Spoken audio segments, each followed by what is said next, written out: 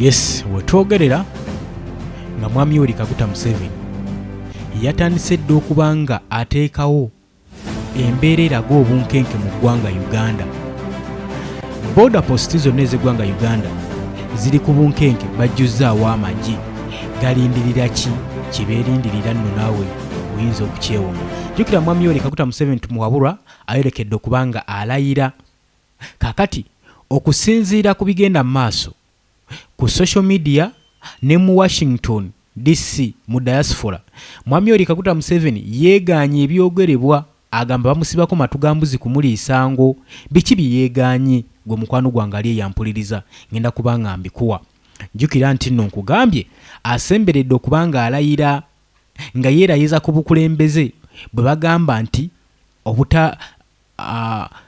nti abwepaatikako bwepaatiisi, era nga bannayuganda bakomplaininga nti bo balondamu muntu mulala ate omuntu agenda okulayira muntu mulala. So kino kiteeka gavumenti wa mwami Yoweri Kaguta Museveni ku bunkenke. Si kyokka, okusinziira ku kigenda mu maaso munda mu Uganda, security agencies, military police, UPDF gagenda mu maaso n'okweteekateeka gabuna obufoofofo. Kyonna kyonna kye balinda kingenda okuba nga nkuteera wano ku mmeeza. Nagambye Dolly Kuyogi update civic sinziro bango tuuliriza gwatanda tweyungako, kirira wansi waliwo ekigambo subscribe kikoneko obeere nga otweyungako. Mbakulisizaayo nnyo obwakedde, mukulike obwakedde mikwano gyange, kansubire nti ebintu bigitambula bulungi nnyo, bitambula malidaadi saana. Abali emitala w'amayanja ntegeeza abali Qatar, Oman, Dubai, Saudi Arabia, abali mu America, abali mu UK, abali mu Asia, abali ku mulirwano wano mu South Africa, nkimanyi mutumbula nnyo Yogi update CV, mwebale kwekumira ku mayengo gano. Nabagamba nti neno chano yammwe era mmwe mugikuziza okutuuka wano. So oli waddembe mu comment section okukolerawo kyonna kyonna kyoyagala. Kasobera nga tuteekawo bigambo bivoola, kasobera nga tovuma bigambo biwemula, naye okkirizibwa okujja mu comment section gw'ayagala okulanga business yo nawe okkirizibwa. Wabula nakano kannyongera okukakkaatiriza gwe asubscribinga, inkusaba wansa waliwo obudde akadako kakoneko nnyo kakuyambako kuleetera notification message gwe mukwano gwange ali eyampuliriza. Embeera ya bunkenke mu ggwanga Uganda saagala kulandagga nnyo embeera ya bunkenke, era mwami Yoweri Kaguta Museveni tumuwabulwa ali ku bunkenke. Lwaki? Ayolekedde akaseera akazibu ennyo. Mu kaseera kano ng'agenda okulayira nga gavumenti ey'ekisiikirize, obukulembeze obw'ekisiikirize tebunnalondebwa, nakyo kimweraliikiriza nnyo. Era nga basuubira Robert Kyagulanyi Ssentamu eyandibadde agenda maaso n'okulonda gavumenti y'ekisiikirize abeere nga alabikako, tebali sure nti oba anaalabikako. Kakati wabaddewo olugambo oluyitiŋŋana mu gavumenti ya mwami Yoweri Kaguta Museveni, era nga beeteeseteese olukwe lw'okukwata Robert Kyagulanyi Ssentamu okuva ebaawulidde olugambo, okuva ebabagulizzaako nti nno omukulembeze w'ekibiina kya National Platform Robert Kyagulanyi Ssentamu amanyikiddwa nga Bobi Wine agenda kukyusa obwanga akomewo ewaka ku butaka. Kakati kino gavumenti we yakiwulidde ne bakunkumula amatu ne bagamba weegute weeguli, era kigambibwa nti badde bateeseteese okumukwata, era nga baagala awere ennembe n'emisango gye bagamba nti nno yakomitinga dde ogwa treason ogw'okulya mu nsi olukwe. Wabula amawulire agafuluma galaga nti mwami Yoweri Kaguta Museveni bino abyekunkumudde, abyegaanye, agambye temunsibaako matugambuzi kundiisango nga bwe ngenda okuba nga mbibawa gwe mukwano gwange ali eyo ampuliriza. Kakati njagala nsooke nkuwa ensonga lwaki mwami Yoweri Kaguta Museveni yandibadde yeeraliikirira okubeerawo kwa Robert Kyagulanyi Ssentamu mu diaspora, saako n'okukomawo kwe wano kujja bassa ku bunkenke mu kaseera ng'agenda okulayira. Ekyatolosa Robert Kyagulanyi Ssentamu okugenda mu buwaŋŋanguse nga ye bw'abagamba nti yagenda mu buwaŋŋanguse newakubadde ali mu exile, ayina emirimu gye yagendako emitongole era obudde bunaatuuka ajja kuba nga akomawo ewaka.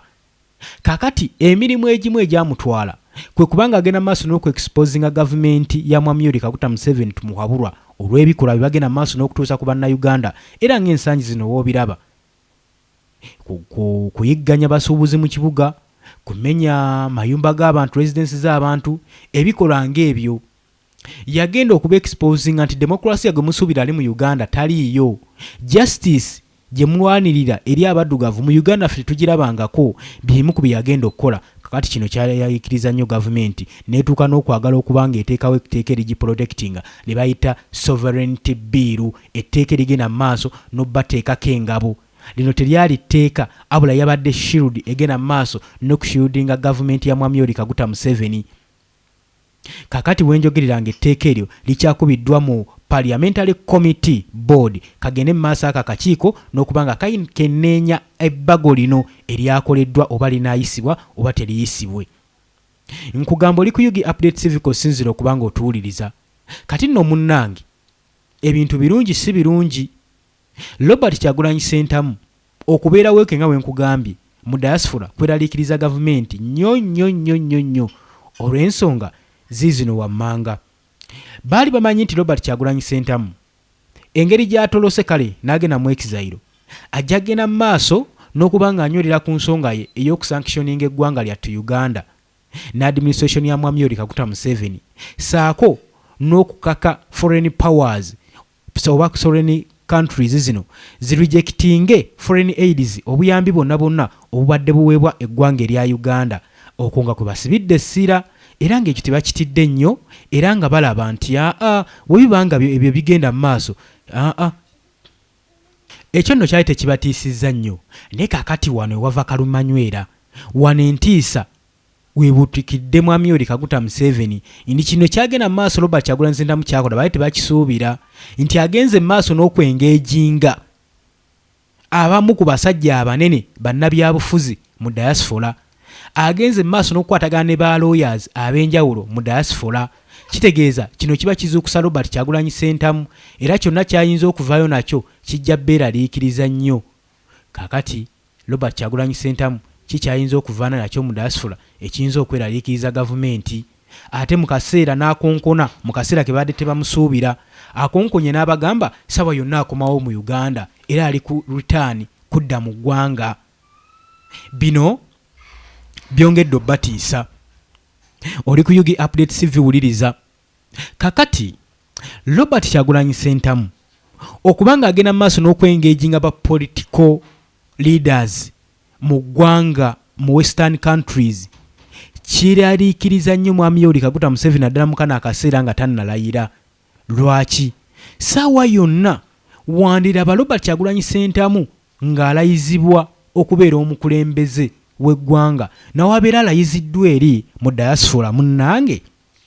Engeri gye kiri nti nno Munnayuganda ate nga yaliko ku ballot paper yeesimba for presidential candidate era nga akireyiminga mu bannamateeka nti yawangula naye obuwanguzi bwe ne bubbibwa Mwami Yoweri Kaguta Museveni. Kakati singa agenda mu maaso n'alayizibwa ne kabatanda n'alayizibwa ng'amateeka gaabwe bagatwala, kino kiba kyeraliikiriza ddala Mwami Yoweri Kaguta Museveni. Kitegeeza ki? Mwami Yoweri Kaguta Museveni aba tagenda kulayira, kiba kimweraliikiriza. Kitegeeza aba azenga muyeekera mu mwaka guno gwa 2026. Singa Bobi Wine amusooka okulayira aba afuuse muyeekera mu ggwanga lino Mwami Yoweri Kaguta Museveni. Kitegeeza nti obukulembeze buno obwa 2026 aba afuuse muyeekera. Kitegeeza Bobi Wine aba akomawo with foreign powers ng'omukulembeze omujja mu ggwanga era ng'omukulembeze omulonde. Kati awo Mwami Yoweri Kaguta Museveni tumuhabulwa aba afuuse muyeekera mu nsi eya Uganda, kubanga Kyagulanyi wabadda ng'amaze okulayizibwa tagenda kudda yekka, ajja n'ab'omukago ba allies abayinza omubaakinga n'omuwerekera nga tebawerekera Robert Kyagulanyi Ssentamu ku guno omulundi nga tebawerekera mukulembeze wa kibiina kya National Unity Platform nga bawerekera omukulembeze omulonde ow'eggwanga Uganda badde ku exile era nga bagala mutuuza mu ntebe gy'asaanidde okuba nga atuulamu. Kakati kino kirooto kya ntiisa eri Mwami Yoweri Kaguta Museveni era mu byonna kyobulaabi bakoze bino bibadde bagenda mu maaso n'okumutiisatiisa nti bagenda muteekako gwa treason singa akoma mu ggwanga Uganda.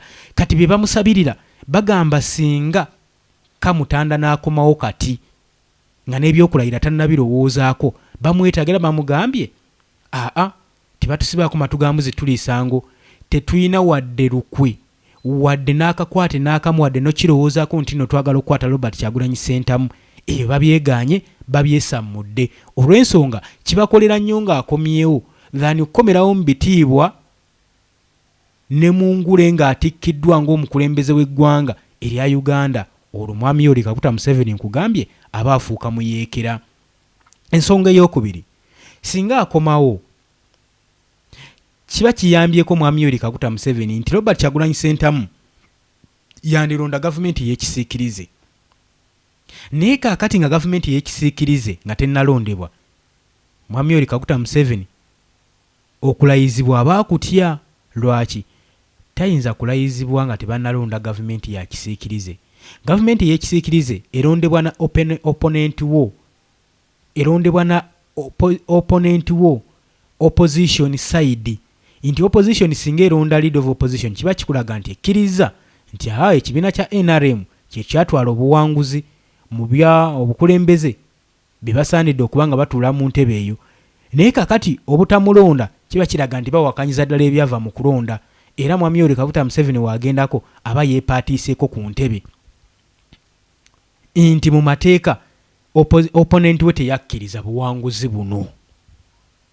Simanyi oba tuli bumu. Nabagambye mujja bitegeera mpola mpola. Oli ku Yugi Update CV Kosinziro banga otuuliriza. Wabula kino ky'olina omumanya nti ebbanga lyonna mwami Yoweri Kaguta Museveni saako ne mutabani we Muhoozi Kainerugaba, Chief of Defence Force, era gw'ayagala okuteeka ku ntebe y'obukulembeze azze entakera ng'ajja yeewerera Robert Kyagulanyi Ssentamu okumukwata, okumusiba, okumuggyako omutwe. Byebimu Robert Kyagulanyi Ssentamu byakulembeza ebyamuwaliriza okujja mu buwaŋŋanguse era ebyamusindikiriza okubeera ku Haidi okumala emyezi wajinda 2 ng'ali mu kwekukuma, ng'agamba yali ataasa bulamu bwe, ng'agamba nti nze yali alwanirira eddembe ly'obuntu nga nesimbyewo ku bw'obukulembeze. Kikwewunyisa nti nze yali alwanirira freedom, natuuka ekiseera nga nyina kulwanirira bulamu bwange, nga nyina kwekweka kubanga Museveni yali akozesezza mutabani we nga yagala banjijeko omutwe. Bimu ku bigambo bya submitting ng'ali mu diaspora. Kino kiba kikulaga embeera egenda mu maaso mu Uganda. Bino ebigambo tebitakingibwa for granted, reason being eyali abyogera n'atreatinga is a general era is a CDF, Chief of Defence Force wa Uganda.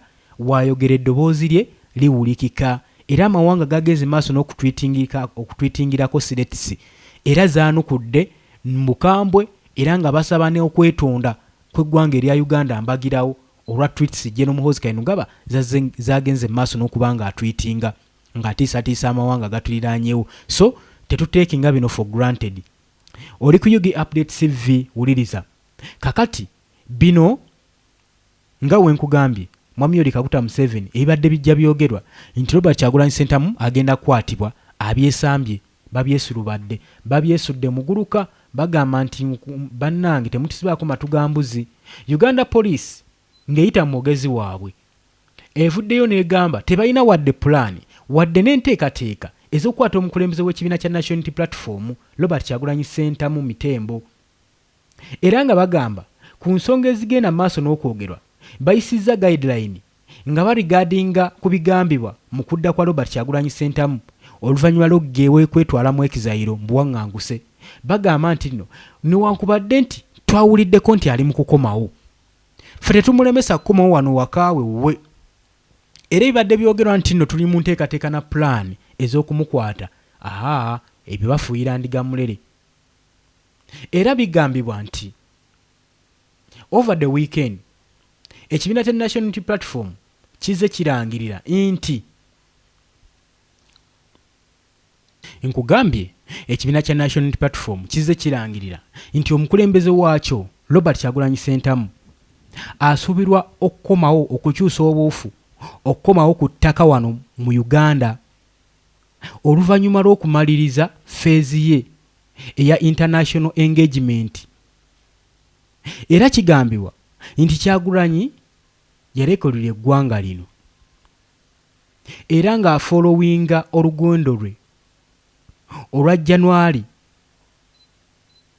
ng'agenda mu maaso n'okupulizentinga nga omukulembeze agambibwa okuba omulonde mu kalulu ka 2026 okuva ng'ennaku z'omwezi 15. Era ng'agamba nti mu kugenda kwe kigambibwa yayita mu ggwanga erya Rwanda n'ayolekera mu United States oluvannyuma lw'okuspendinga emyezi 2 ng'ali mu kwekukuma ng'atidde lw'entiisatiisa ezigenda mu maaso mu gavumenti ya Mwami Yoweri Kaguta Museveni. Ebyo byonna tubimanyi. Era Kyagulanyi azamentiininga ng'agamba agenda mu maaso n'okufeesinga threats entiisatiisa newankubadde ali abroad. Era ng'agamba nti agenda sigala nga detainingiddwa mu kudda kwe, era ne mu kudda kwe mu Uganda asuubirwa okumukwata ng'ebize biyitingana mu ŋŋambo nti gavumenti erina enteekateeka ez'okumukwata bamuggalire. Era nga ye agamba naye ebyo byonna kasita bibeewo ne we bibaawo naye nze kasita nnamaliriza emirimu gyange egyantwala mu international stages nja kuba nga nkomawo ewaka. Tewali nsonga ejja kundobera kudda waka, tewali nsonga ejja kunnemesa kukyusa bwanga buzza waffe ku butaka. Era n'abagamba regimu ya Mwami Yoweri Kaguta Museveni ekole kyeyagala okuba nga ekola, ekole kyonna kyeyagala okuba nga etuukiriza, naye bo kibaba bamanya ebyo byonna nga bamaze obikola, ebyomutiisa ebyomukangatiisa, ye ali committed nti talina wadde musango, era talina musango, talabawo musango gwe yakola ogw'okwesimba ku bukulembeze. Era ebyo byonna babikole ye committinze wakudda waka, era tali mbuwaŋŋanguse nga ye mulowooza. Yagenda ku mirimu mitongole nti era wansi kagimaliriza mujja mulaba ng'ali ku butaka ewaka. Ebyo byabadde bigambo bya Robert Kyagulanyi Ssentamu ng'agera mwenna bagenda maaso n'okweraliikirira n'okulaba nti nno nadduka obusajja bungi ganze siyigibwa kubanga siina musango. Wemba nyina omusango gavumenti etandika okunsomera emisango gye nnyina embuulire nti oba okwesimba ku bukulembeze nazza musango, so tewali nsonga yonna. Era emirimu gyange gino feezi yange kasitangyimaliriza mugenda kundaba nga nkomyewo ewaka ku butaka. Byadde bigambo bya Robert Kyagulanyi Ssentamu. Bino nno ebigambo byazze oluvannyuma dokimenti yafulumye ng'ennaku z'omwezi 16 2026 okuva mu Gulu Central Police Station nga bagenda mu maaso n'okulumiriza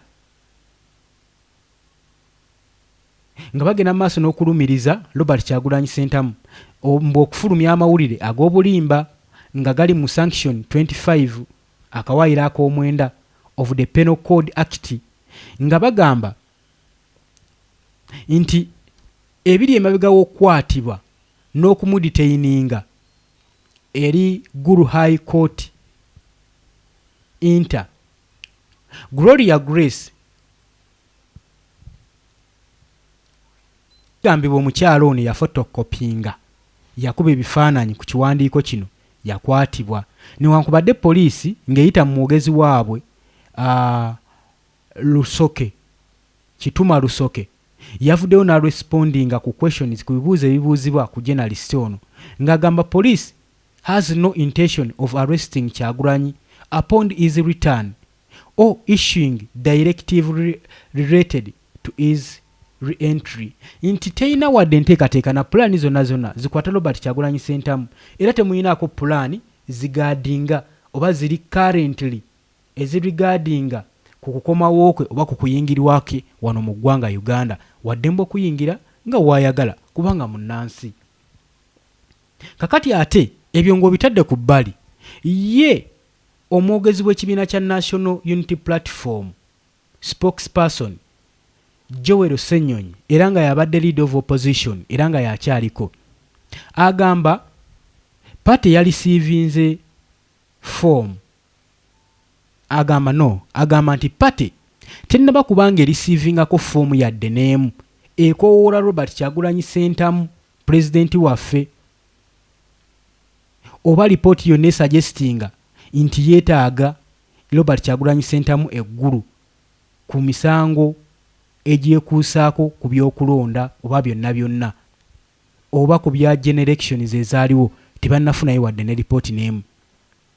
Era nga ye agamba Joel Ssenyonyi gavumenti oba poliisi webanga erina charges zeeyina against Robert Kyagulanyi Ssentamu bamukowoole era ajja kurespondinga era n'ayogera mu bigambo by'obwate ebifuutifuud. On our end we have been asking but they are tight-lipped and are not saying anything. Nti tubadde tujja tubeesibyeko nga tubanywezeza tubabuuza nga tubali mu bulago naye tebalina na kintu na kimu kye bazzeemu. Ng'agamba apart from rumors that he will be arrested upon his arrival and saturated a court documents indicating that Kyagulanyi is charged with 2 court related to the last presidential elections. Ng'agamba okujjako ng'oggyeko abo abasaasaanya olugambo abagenda mu maaso n'okwogera n'okusaasaanya documents okuva mu kkooti nga ziraga nti Robert Kyagulanyi Ssentamu ng'ayingira ajja kubeera nga assibwako emisango era atwalibwe mu kkooti olw'emisango egimukakaatikako egyava mu by'okulonda omwaka guno 2026 ng'ennaku z'omwezi 15 mu January. Era ng'agamba since elections Kyagulanyi and Muhoozi Kainerugaba, Chief of Defence Force and son of President Yoweri Kaguta Museveni, have been continued to exchange sharp remarks on X on Twitter. Era Muhoozi ng'azze agenda maaso n'okuwerekereza ne Robert Kyagulanyi Ssentamu ku mukutu ogwa Twitter nga bagenda maaso n'okuba nga Muhoozi atiisatiisa ng'ateekawo siretisi ez'okukwata, okusiba, okutta Robert Kyagulanyi Ssentamu era ng'amulumiriza ye saako n'abakulembeze abalala mu kibiina ekya National Unity Platform ng'agamba nti no baateekawo akajagalalo mu kalulu akaaliwo mu January w'omwaka guno ng'ennaku z'omwezi 15. Ye Muhoozi agamba ekibiina kya National Unity Platform kye kyakulira oteekawo akajagalalo. Njagala nkuwe ku bigambo bya Joel Ssenyo, Leader of Opposition, obeere ng'obyewulirirako. Negotiation for his return. Look, as our leader has said when he had just gotten to Washington, D.C., he said, I'm having engagements outside of the country. When I'm done with these engagements, I'm going to return home. So there is nothing to negotiate about his return. He's a Ugandan. He did not commit a crime by standing for presidency. No. And so he has said severally, once he's done with these engagements, he's going to return home. If the government wants to do anything, they can do anything that they want to him. That is something he has said and maintained. So he's not going to negotiate with anyone for his, whether it be secure return, I don't know, dignity and all of that. Yeah, because he is a Ugandan, he's a leader in his own right, and he is certainly going to return home.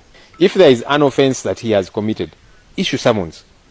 And then he will show up and answer to those charges. Ndoza Joel Ssenyo omwewuliriddeko ng'agenda maaso n'okudifendinga omukulembeze ng'agamba nti yo omukulembeze talina ngeri ki gy'ayinza kwekwekamu mbu okuba awulira lumaaze ngambo zitambula nga wagenda okukwatibwa talina musango gwe yakola era talina kye yakoze wabula ye ayimiriddewo ku nsonga ze nga ye nti teyazza musango okubanga yesimba ku bukulembeze obwa Uganda okwesimba ku mwami Yoweri Kaguta Museveni tumuwabula era n'agamba abawagizi be tebeeraliikirira saa yonna agenda kubanga akomawo ewaka.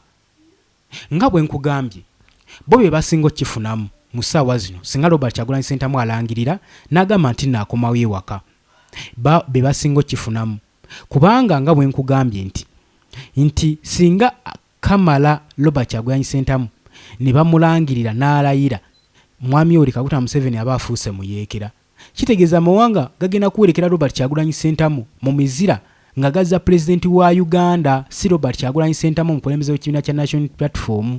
Ensonga osaanidde okubanga ogitegeera ngirambise bulungi nnyo era naawe ogitegedde. Olw'obudde njagala mbalekereko akatambi kano n'oluvannyuma twesangeyo mu comment section ombuulire gwe okusinziira ku nsonga zino nga wooziraba gulowooza ki ekigenda mu maaso. Waliwo akakodyo ka gavumenti okwagala okukwata Robert Kyagulanyi Ssentamu yo waaye singa alinnya wano gulowooza gavumenti eyinza omumukwatako eba teyeesaanyizaawo obusaanyibwa nga yo ng'era eba teyeegulidde lumbe lugenda kubanga lugimwamulako ku bukulembeze. Njagala ogye mu comment section tusobole okuba nga twesangayo. Wabula kankulekerewo ku bigambo bya Robert Kyagulanyi Ssentamu ng'ali mu diaspora byeyagezezzaako okumatiza bannansi n'amawanga ag'ebunaayira ng'ensonga gy'aliko agimiininga era ye yabagambye ali ku mission tali mu exile. Njagala owulirize ebigambo bino n'oluvannyuma twesangeyo. These things that you see the regime doing show an exiting regime. If they were still here, they would be operating with confidence. But now they're operating with fear. They are under fear. Let us keep pushing. One day we'll be meeting in our own home. One day we're not going to have to be shy about our country. We're going to be proud of our country. We're not going to have to be scared. We will be free, and that is very soon. But it's not going to come as a miracle. It's going to come out of the work and the push. You people in the diaspora are very important. For all these countries that have freed themselves, the biggest percentage of that effort has come from the diaspora. You are the brain, and you're operating from a safe zone. So listen, but we can only use it when we interact regularly. That's why I keep moving from one place to another, from one state to another, to ensure that at least we charge each other. You know, they say it's one hand that washes another. I get energy off you to keep going.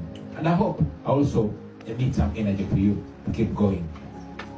And there we'll keep going and going and going and going. Iron sharpens iron. The military took over my home. But I've lived just as comfortable as I was in my home because I'm surrounded with love. I want to thank you very much for keeping me fed, for keeping me clothed, for keeping me hopeful. Do that to each other. Do that to each other. Let us keep making each other feel safe, feel loved, feel secure. And let us keep the hope alive. So with those few remarks, friends, I want to appreciate you so much. Tomorrow, I'm being lined up for an award ceremony here in New York. And then the day after tomorrow, we'll have a leadership retreat in Boston. We'll engage. I keep visiting various universities. A few days ago, I was at the University of California in Berkeley. In the coming days, I hope to speak to the students in Howard University in Washington. I hope to speak to the students in Harvard and many other places to ensure that this time, where the regime thinks I should be crying and I should be in a corner regretting why I ever got into this, I want to stand here and tell the regime that if I had to do it again, I would do it and even more stubbornly. What I will continue to do is, first and foremost, keep on knocking at different doors and lobbying and exposing this regime. Good enough. This imbecile is doing it for us. I don't have to come and explain to any official here in the US or anywhere in the world the criminality that is going on back home. It is on X. I just tell somebody, open. That is exactly what I'm talking about. You see, the painful fact is that just like Idi Amin, right from the days of Idi Amin, all these dictators have been propped up by the developed world until they turn against them or until they become so embarrassing. That is the time where the Museveni regime has reached. It is embarrassing even those that associate with it. And it's time for them to disassociate with it. When our forefathers were fighting against slavery, there are many that were supporting it until it became so embarrassing to associate with. Technically, I'm in exile. But spiritually, I am not. I'm on the move. And this move, the final stop, it might not be the next stop, but the final stop will be Kampala, Uganda. We have a problem, a very, very big problem. But we are going to turn this problem into an opportunity. Somebody say it after me. We are going to turn this problem into an opportunity. We are going to turn this problem. We're going to turn this problem into an opportunity. Into an opportunity. Because yes, we can, and we are going to do that. How messed up our economy is, they brand you an economic saboteur. And they are threatening to declare us non-citizens. Imagine somebody who we know is a foreigner is trying to declare us foreigners in our own country. That can go on and on and on and on. But the good news is that our people refuse to give up. They are still standing strong. Now I'm here, many people, and you saw regime propagandists when I escaped Uganda and the next stop was Washington. They went on social media and said, you see, Bobby Wine is an agent of the whites. He's an agent of colonialism. Why did he go to America? Why didn't he go to an African country? And they would be right if they were not idiots. Why? I mean, look back in the 60s. I'm here in America, and for as long as I still can move, I will go to Europe. I will go to the Arabian countries. I will go to Africa, the same countries in Africa. But again, don't worry about me. If I could make it out of Uganda, I can even make it back into Uganda. And before you know, we're in Enter. So, let us keep believing. Let us keep going. Let us keep organizing. Let us keep agitating. Let us keep making friends. Making friends for Uganda. We are going to be free. Me, I'm not giving up. No, I'm not going to give up. In any case, what other alternative other than keep going? I like Bob Marley. He said you can never know how strong you are until being strong is the only solution. Here we are. People power.